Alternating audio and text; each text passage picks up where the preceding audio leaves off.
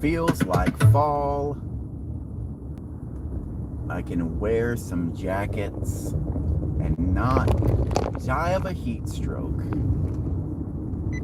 I say this as it's a cool 73 degrees outside. 73. Everywhere else in the world is not 73 here. I can assure you that. Especially with the humidity being as high as it is right now. Not entirely sure how high the humidity is, but I know that it's higher than what it is in, well, above the equator.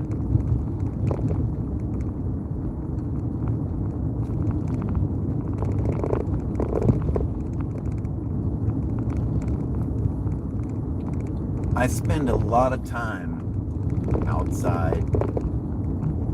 Obviously, that's what my job entails.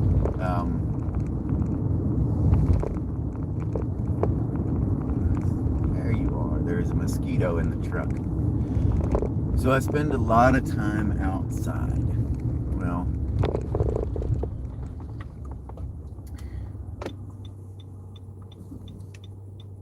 there are rarely, oh great, that's cool, you put your blinker on at the last minute. It could have turned in front of you. There are a lot of, I'm surrounded by trees as far as the eye can see. Almost always. Till you get into the city. But even then, there's a fair bit, like, you're someone who is not used to this area. I mean, they would probably be a little, you would feel as though you're in the country. And you are, to an extent. I mean, you're in a country that's been overtaken by city. You know, not a whole lot of dirt roads anymore. Pretty much a city that looks like it's overgrown with trees. All of the wildlife stays hidden. You don't ever just go out to a park and, oh look, there's some deer. That doesn't happen. You don't see wildlife. You might see squirrels, raccoon at night, the occasional, you know, odd possum. Here recently, there's been some armadillo, but and birds don't count. Sure, that's wildlife, but hell, even looking around right now, there's no birds around. It is colder at the moment, so. But what I'm trying to get at is, like, with the amount of trees and with the amount of nature that's around me, you'd think that there would be more critters. There's really not.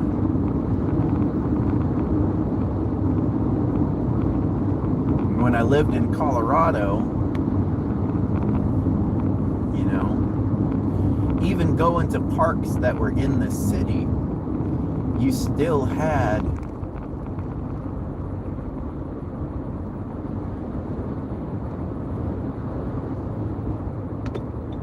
critters.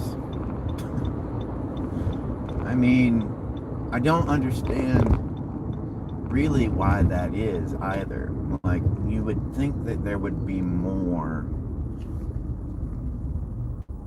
wildlife being in the thick of it, whereas,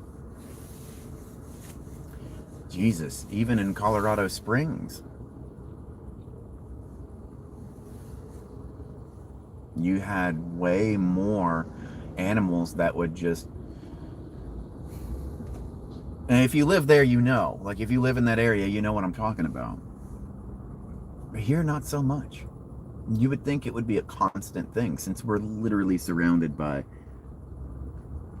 thick tree. But I guess they don't ever have to really come into the city. Like they don't meander outside of their areas because I guess they've got so much more to be in. So maybe I've got it backwards. Last night I came across a few family of deer just randomly all standing on the side of the road. One point there was just one standing on the side of the road. And then on my way back, I think the biggest group that I saw was probably about 8. They were all just hanging out, doing their thing. And like, it gave me such a sense of like, I felt good. Like, not seeing nature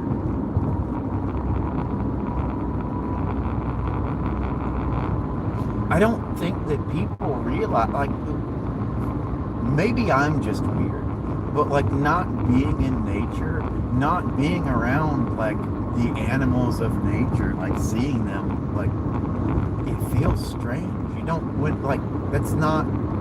It doesn't feel normal. This is why I've always liked living close to the city, so that I can go in, I can have that when I want it, but when I want to escape and I want to be,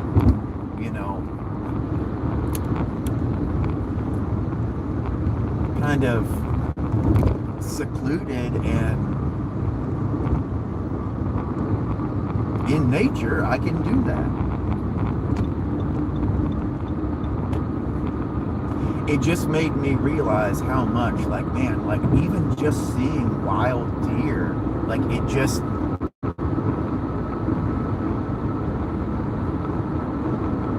could feel it. It was like, this is normal.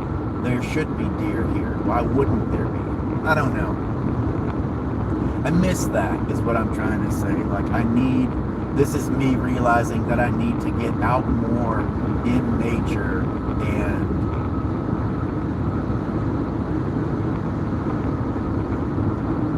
if that means driving far out to somewhere different, then so be it. I think I'd like to start taking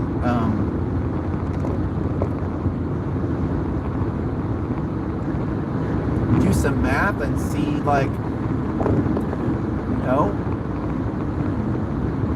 an hour,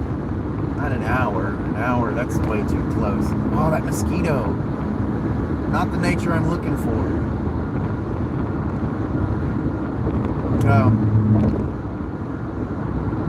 Maybe like 3 hours out,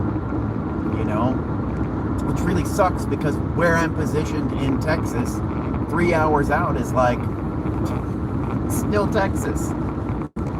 So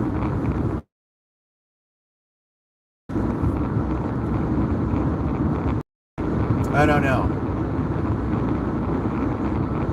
but I need to get out and do just a little bit more, because I feel as though I don't feel stuck, but I feel even just a weekend would be fine. Something different, something that I'm not accustomed to, not even revisiting a place that I've been. Like, I want to go and see something new. I don't have a ton of money to go and, what most people would consider a vacation. Like, I don't ever, if I'm going somewhere, I'd never spend a lot of money. There's so much that you can do for free. It's nice to splurge whenever you go on vacation, but it's not necessary. There's so much more that you can do.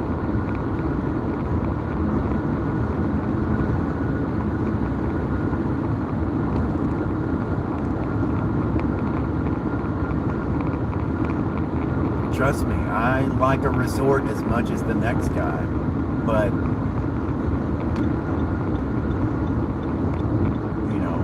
going out and doing things, like wherever that may be, I think that's much more fun. And I think that's something that I'm gonna have to do next year. I don't know how often, but I think it would be fun. Not even with anybody else, just myself. Just going and doing something different. Because if nothing changes, nothing changes. That is going to be the quote of the year. Getting ready already for how we're going to spend next year. Might sound silly to prepare like that.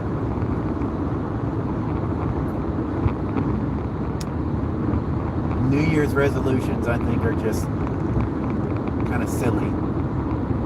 Because usually those are like, oh, I'm going to lose weight, or oh, I'm going to go to the gym. Like, that's a one thing. And then once you start doing it, you get tired of it. You could say that this is a New Year's resolution.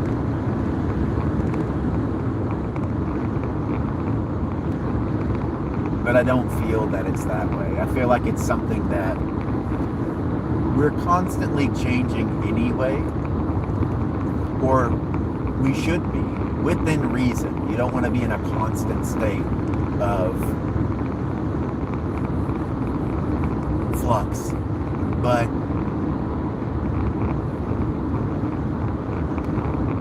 staying too stagnant leads to complacency. And then you wonder what's wrong. Why am I still in the same spot? Why am I still making the same money? Why am I still, still? That's the key word. Position, because you're still. If nothing changes. So, it's going to take a lot of evaluation and Jesus Christ, my voice. A lot of evaluation, but in the end, I think giving myself that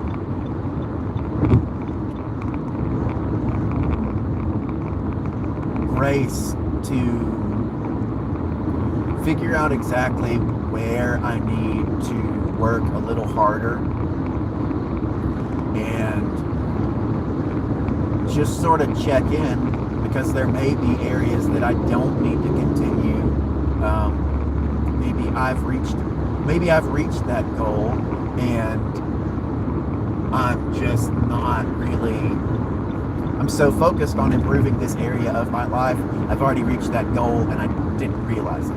It's become too focused. So, big reevaluation period. I think it's important. It's something that I used to do regularly to make sure that I am on the right track, but I've fallen out of that. Like,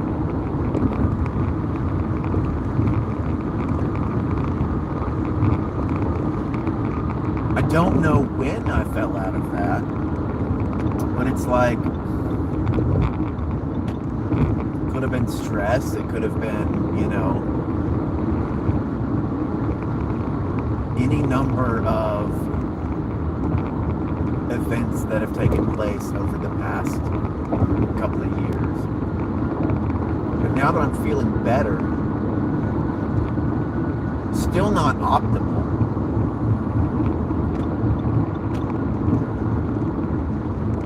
but I'm feeling better.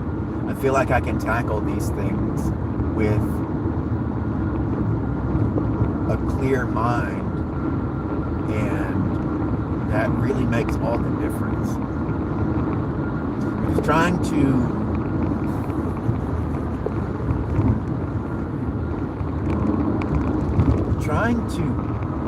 make changes in your life whenever the system is not optimal, to put it bluntly, there's almost no point. Well, I can't go that far and say there's no point. For instance, I've learned a lot about myself, and I've learned a lot of techniques for dealing with stress and dealing with life in general, you know. Even whenever I was not able to make those changes, just healthy habits, healthy eating habits, healthy, learning how to utilize supplements where I'm lacking, learning proper ways of exercise, all of these things that like I was doing so hardcore, but not seeing any results due to having my hormones out of whack. Now that I've got my hormones in order, I'd say maybe about 75% in order. All of these skills that I've learned along the way are helping me significantly. So instead of just giving up and saying, well, I feel like garbage,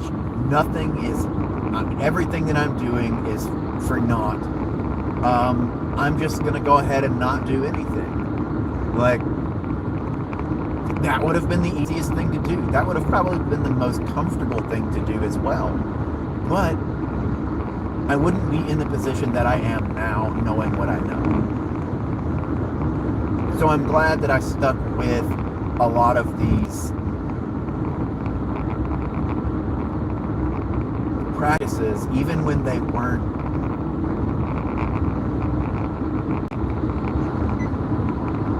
apparent. Like, the benefits weren't apparent to me at the time because I was seeing no benefits. It wasn't helping me then.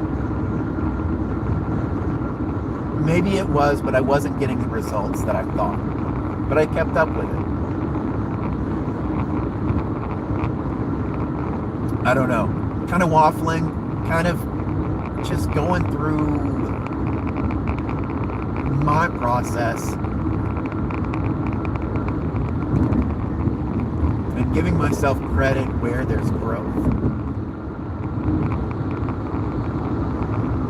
I feel like oftentimes we don't do that. We are, the saying is that we are our own worst critic, and that's true.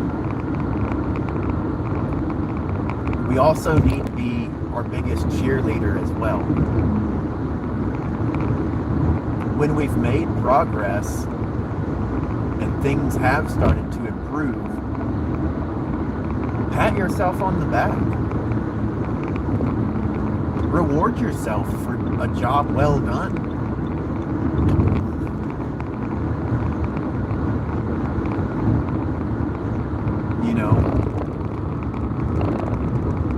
When I see someone in my friend group that has really done an awesome job,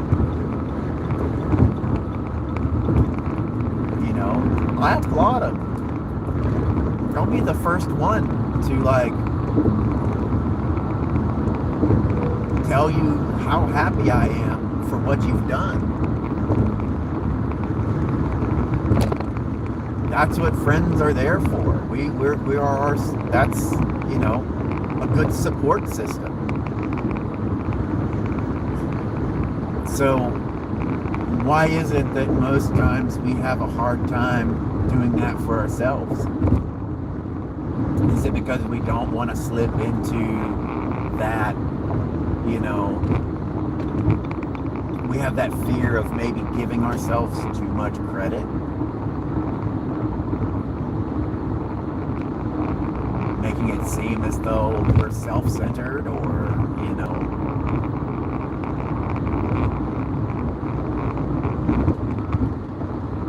dare I say the buzzword that everyone uses way too frequently, that we're, you know, maybe we're in danger of becoming a narcissist because we love what we do so much. But like, that's not the case. You're not. You're just giving yourself credit. And giving yourself credit is okay.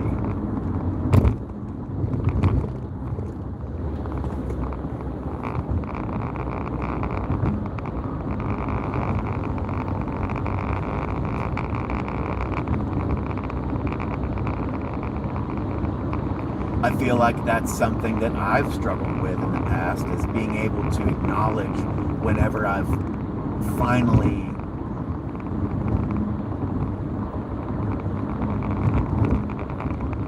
reached a personal goal where, even now, when I realize that I'm currently giving myself credit and praise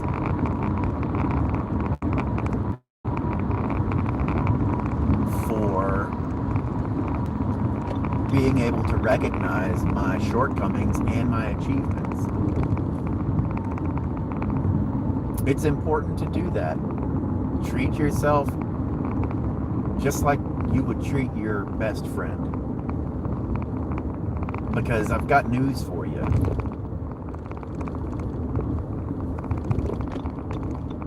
You're gonna be with yourself more than you're gonna be with someone else. And you need to be able to give yourself the pep talk as well as the discipline whenever it's important. Because if you can't do that, man, oh man, that's when problems arise.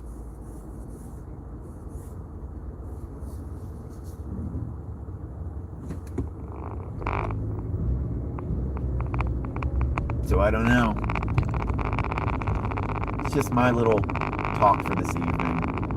It's kind of what I've been thinking about, what I've been reflecting on. I hope that this video has been helpful for someone out there. If it has, well, come back and see more, because there's going to be a lot of this. A lot of jibber jabber on the way to work. Sometimes I post videos of me playing games and getting, irrational. But I try to do these little reflective times while driving to work, because I think that these are the most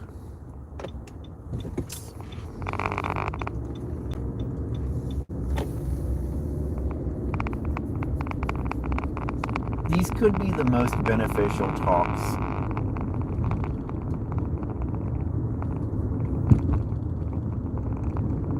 for myself as well as for someone else out there.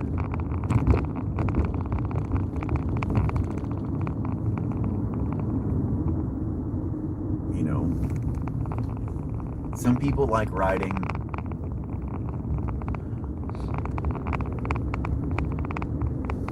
I like free flow talking. Usually just recording my thoughts I can get them out faster this way than I ever could write. Sometimes there's nuggets in there. Sometimes it's a bunch of nothing. But my mouth moves faster than a pen, and it moves faster than I could ever hope to type. So, with all that being said, I'm going to go ahead and end it here. And thank you for watching. And again, see you later.